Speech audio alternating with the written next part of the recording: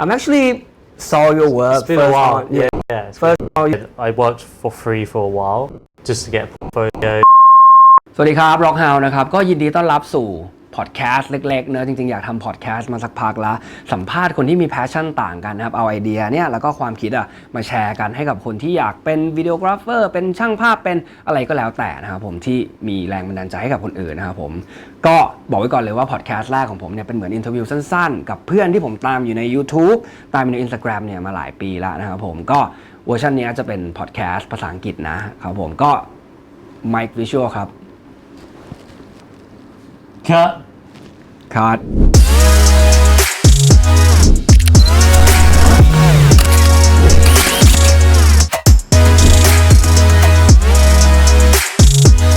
I'm actually saw your work. It's been a while. Yeah. First saw your work on YouTube, the Philippines video. Yeah, that goes back like 4 years ago. 4 years, right? First trip G and I ever did. And yeah, my first YouTube video to go. It was so cool. Viral, but I remember the shot you following her on a grass field. Yeah. And the underwater is all very, very cool. Yeah, that's how I discovered you, and then I started following you on Instagram. Yeah, that goes back a while. Yeah, so 4 years. That was my first like travel trip. So right.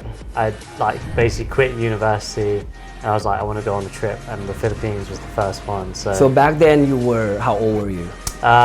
So that was when I was like 18. 18. Yeah. That's very, very young. Yeah. How long have you been taking photos and video? Yeah, so I've been doing it since I was like 10 years old. I would always play around with my friends, like filming like action videos. We'll go to like this abandoned quarry, which is like a kind of like an empty, massive like abandoned like production house sort of thing. It was right. like it's like this industrial area, but it was all abandoned, so no one was ever there. And we would just play around for hours, just messing around, and we would just upload them to YouTube.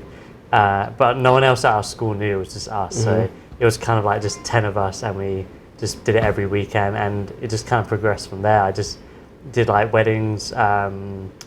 Literally did my first wedding when I was like 15. You did the first wedding when 15? So, yeah. Damn. Yeah, well, I've like the people who hired me were like, wait, what, are we really hiring like a 15-year-old? But like I did it for like nothing. But at the start I just did work for free, like anything, and just kept on doing like freelance videography and photography. And then I got picked up by Beautiful Destinations, which was awesome. The big names. Yeah, and then so I moved to New York for a bit, which was awesome. Traveled a lot around the world, and just meeting awesome creators. And then I left BD to kind of set up my own stuff, my visuals, the brand like that. So now here we are. Living the dream. That will be the end of the video. Yeah. So from 10 years old to today. From the hobby, right now you are traveling the world, working for assignment hotels, brands. So how would you describe that? Like lifestyle right now, what would you call yourself, like your occupation? Oh yeah, I would say like I've always like from the day I started, I always want to be called a filmmaker. I don't like content creator. Like, you are a filmmaker. I want to be a filmmaker, and soon maybe like I don't know. This is down the line like a director but like. Filmmaker right now, I feel like we all are like photographers, or like we never really want to be called like a content creator. I know what you mean. Filmmaker to the day I stopped doing this. So, right. I mean, you don't have to always create the travel content. You can always do something else. Yeah. So like I love creating travel videos, but new interests are coming into my life, like car commercial things. I really want to dive into that world. And just doing more corporate stuff, but I always want an element of my passion projects on the side. Right. Like travel is what I love to do, so I never want to lose that completely. So, but yeah, it's cool. And that you're traveling with your girlfriend too, like she goes with you on trips to travel and work. It's just she keeps me in check. Without just to make sure you follow. Yeah, like simple things I just forget. Like we're so busy, and she keeps it all in line. So yeah, she works with me. And it's we're a good tag team, so it's amazing that I get to do that with her. So that's great. So what is the question that you get asked the most? Like, how do you become who you are today? Travel and film. Yeah, I'd say like how do I get started in this? How do you get started? What's Because like what's the camera you people use? these days, right, wanna Yeah. be traveling and also get paid. Yeah. How would you share with us your experience? I'd say, like I said, I worked for free for a while just to get a portfolio, just to get my name out there. And social media really did open up, I bet for both of us, like opened up a lot of opportunities.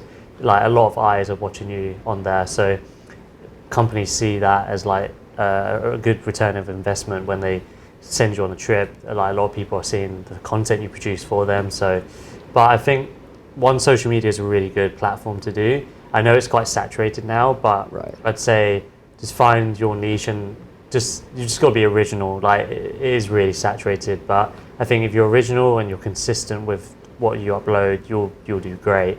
But I think just getting started, like just get a portfolio started. Like play, like just like I did, just mess around with your friends on the weekend, practice, and then you can start charging for jobs when you think you're at that level. But I think just have fun with it as well, and just like practice consistently for a while until you dive into like the deep end of like booking jobs in. So yeah. I think the thing is about to be original, you know, like there's a lot of people who started all these things because they see someone else doing and then think it's cool. Yeah. I mean, there's nothing wrong with it, but at the end of the day, you run to the wall. Yeah, if no, you absolutely. don't develop your style and, you know, keep consistent. Yeah, no, consistency. yeah, it's hard to always be original, especially when there's so many inspirations out there.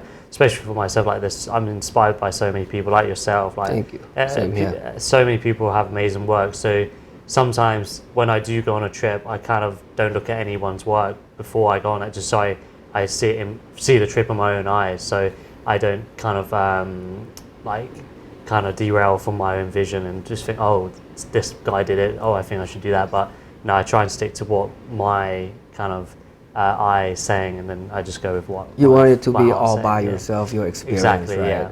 yeah. Yeah, I think that's very important too, because say if I'm traveling to, you know, some countries, one country, all I'll do is just maybe to some Google the path, the direction. Exactly, yeah. Yeah, but if you start, the moment you started look at someone else's work, you at the end of the day become Exactly, yeah. creating something It's hard like to that. see what else is out there. Yeah. You kind of have It's kind of like tunnel narrowed vision. down, yeah, tunnel vision. Tunnel vision, yeah. right. So So on this trip, Thailand, how do you like it? How do you enjoy it so far? yeah, I've been here. This is my third time, but I've never met you. It's been a while. It's been a long time coming. Yeah. I've followed your work since the start, so we've known of each other for a while, right? Few years. So it's awesome to find me, and yeah, Bangkok. I've been here. It's my second time.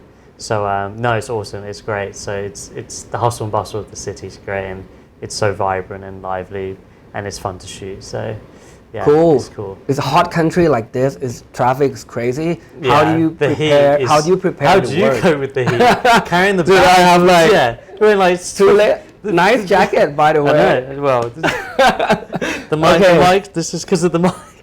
But no, the heat. I don't know how you do it with. My bag was pretty light today while we were filming, and I was sweating. I would say, gotta do what you gotta do. Yeah. Always. What I'm trying to ask you is, like, share with us, how do you prepare Yeah. before you make the trip to Thailand? Like, how do you prepare your camera? Yeah. How many lenses, focal length that you need? Like, what is the thought behind the idea? Yeah. Before you travel to shoot. So like a lot of people think, oh, I've got to have all the gear in the world. I definitely used to be like that. Like I do have a lot of equipment, but I've started like to that. really, yeah, I'm still like that to be honest. But I'm starting to really strip it back and just take what I need.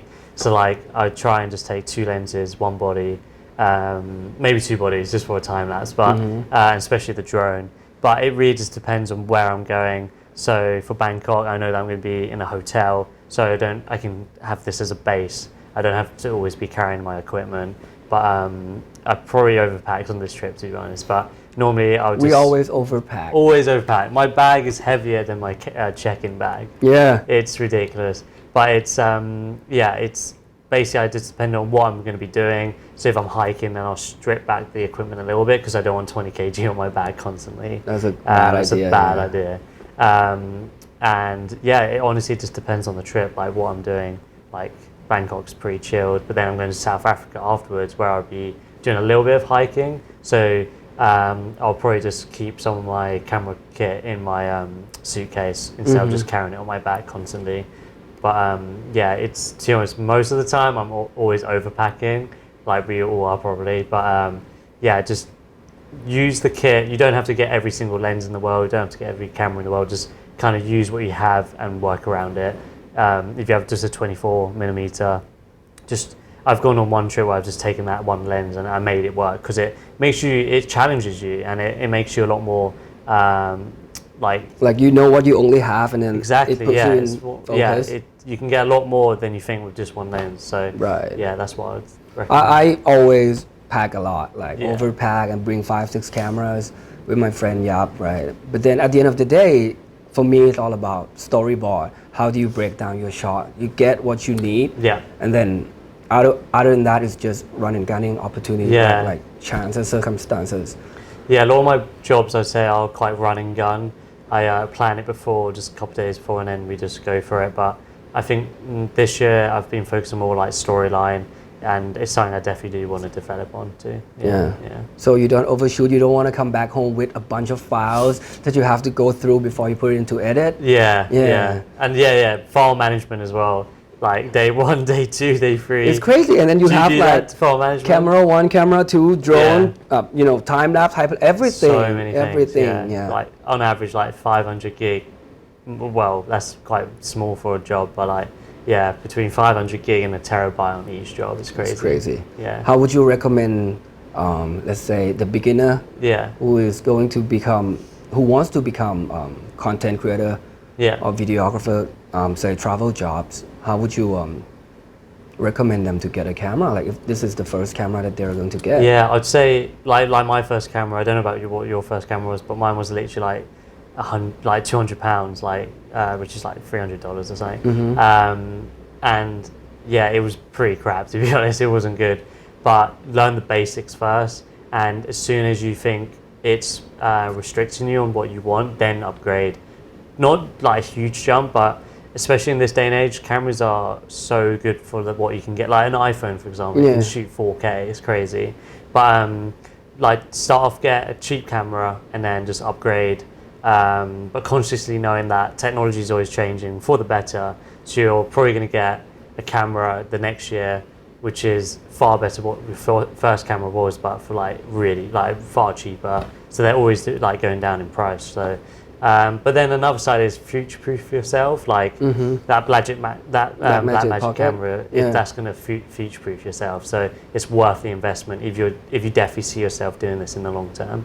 So it's 2 ways you can go about it. You can either just fork out and go all in on like a massive rig, but you need to be certain that you're going to be doing this for a long time. Yeah. Yeah. So it's about maximizing the camera that you have. Yeah.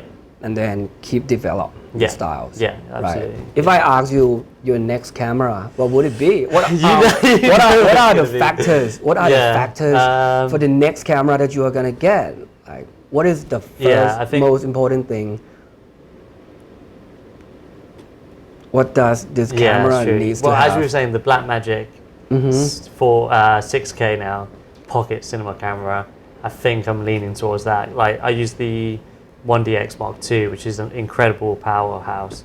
It's got photo and video capabilities like no other camera, but I think I do really want to change my style to that cinematic raw look with a bit of like more of a camera shake. So you've inspired me to get that rig. So this is the transition, like I started off with a Sony camera, Yeah. like that have the photo and video capability. It's easier. It's more simpler. It's autofocus, low light tracking and everything. Yeah. It makes your work so much easier, the workflow. But now I just get into like a cinema camera, Blackmagic. Yes. It's just different world. Different, you completely different level. You can't almost, compare them together. It's just It's different. true. It's really true. Yeah.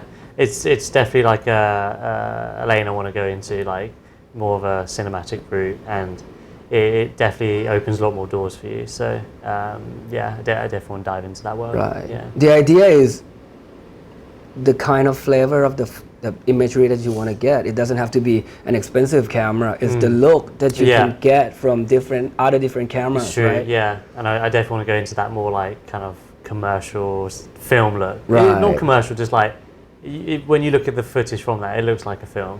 Like Okay. something out of a film. I don't know how to describe that kind of imagery, but I know what you mean. Yeah, cinematic. Yeah, cinematic. Now that includes lighting, includes rig. I know, yeah. Oh my god. So it's the a focus trade-off. though. The focus though. Yeah, It's crazy. It's crazy. But it's definitely a trade-off. Like the 1DX, it's got amazing autofocus. It's like an all-in-one package. But the Blackmagic, you've got the whole rig. Yeah. Like I'm so massive brick spoiled. as a battery pack. I'm so spoiled by the autofocus system from I Sony. know, low same, rise. yeah, It's good. yeah, it is really good. Yeah, Oh, I remember one time when BD announced their new members, you and Andy too. yeah. You know what? I assigned for it too. I made it to like the 100 shortlist. No way. That's, Yeah, that's so actually sick. did. So, what was it like? Yeah. Working with BD, traveling. Yeah, so that was like a really amazing stepping stone for my career. Like it was incredible to work in New York, and yeah, when that contest thing came out, like it was cool that Andy and I both got in. We started on the same day. That's so cool. And I stay in touch with him to this day, so he's a really good friend. But yeah, no, it was amazing. We got to travel a lot. The team there are amazing, and I still keep in touch with Tom and Jeremy, which is really sweet. Really cool guys. So yeah, probably the coolest bosses out there, to be honest. Like they're super relaxed. But yeah, no, they're doing amazing, and it was a lot of work. It was like to be honest, what we're doing now, like early mornings, editing all day, filming all day, like just grinding non-stop. But it definitely prepared me for what was outside of BD when I did leave, and yeah, it hasn't, like what I'm doing hasn't really changed in terms of like filming. I'm still filming similar stuff, and like it definitely helped me progress in my career. So yeah, it was sweet. Yeah, It was such living the dream type of job, you know, like when I look at your Instagram stories, like, holy, this guy's traveling again. and you as well, not just Yeah, me. thankfully. Yeah, but yeah, no, I'm very lucky to travel so much. But I think especially this year, I'm sure you can relate, like burnout is definitely a real thing. Right. And I've definitely hit that nearly. So being at home for the past month has really refreshed me and re-energized, and yeah, ready to head back out. So. Enjoy some slow day, watch some TV, Yeah. hang out with friends, man. Yeah. I miss that life. Yeah, like Busy is good, but yeah. I always say busy is good, but you need a balance, and that's what I need course. to get right. It's definitely like all over the place. At this moment, I need to know how to spell balance. Like, I don't even know how to spell balance anymore. But Yeah, I enjoy it because the more that you work, the more you develop. Yeah. But it's important to have that balance. Of course. Yeah. So, if there is anyone want to become a videographer, Yeah. what would you recommend, or how would you? Yeah, I would say don't, especially for like social media as well, because it all ties into it. Because I would say you definitely should have some sort of social media presence, but you do not need it at all to get into this. But I think it's important, if you were to go into social media, don't let it consume you. Don't think, don't do it for the numbers. Do it because you're passionate. And like I said, you don't need it to become a filmmaker. You should just pick up the camera, practice every single day. Just create little passion projects, upload them to like YouTube, see what other people think, get like constructive criticism back, and yeah, just consistency and practice every day is the key to it. And Consistency. Consistency is key, and just seeing your progress after year, it's nice to kind of look back on when you do upload to them, to YouTube and stuff like that. It's nice to see how you've progressed in the old videos. Of course. I always look back at my old videos and just cringe. And then I I'm look just like, back what at the my hell? stuff, and then Yeah, it's so I bad. puke. Yeah. You puke. Like Don't think I puke. what did I but- do that? Yeah. But consistency and just having a passion at the start will drive you all the way. And yeah, just keep at it, to be honest. Like, It's don't kind of let, like making mistakes, and then absolutely. at the end of the day, you'll find yourself. Yeah. Somewhere that You need to make mistakes. Like, we're still making mistakes, I bet. Like, every day, like you learn from them. It helps you find your niche style. It helps you find the people you want to surround yourself with who you want to be helping. who you want to be like surrounding yourself with to help you create your goals and stuff like that. So yeah, mistakes are good. Yeah. Cool. So last question here. How do you see yourself in the next 10 years? Dreaded 10-year question. 10 years. I think I definitely want to lean into getting my own production company, like a house. So a team of, I don't know, 10 people, even 5 people, just working for myself. But like we have so many creators who are friends of ours, like, which is amazing. Like we have so many friends who are amazing artists, and I would love to kind of work with my friends and create a company out of that. So having it in the UK would be great, and yeah, just building up a really cool family there. So I think that's where I want to go. Cool. Yeah. Best of luck. Thank you. Thank you so much for joining us on this podcast.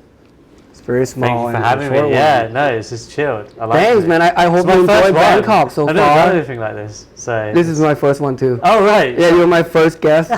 Yes. But no, thank you for showing me around, and thanks for yeah. Of course, man. Thank you so much. Awesome.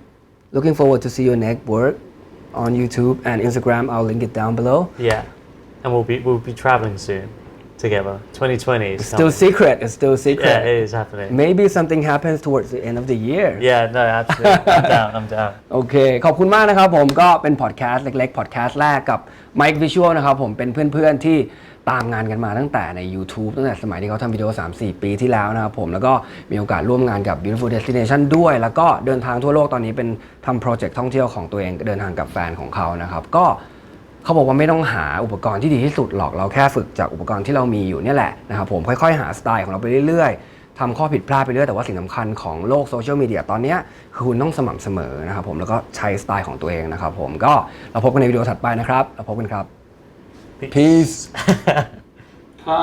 Thank you Mike Hey. Okay, 1, 2, 3, let's go. Oh, sorry. Okay, so good. Bap. Okay. 1, 2, 3, let's go.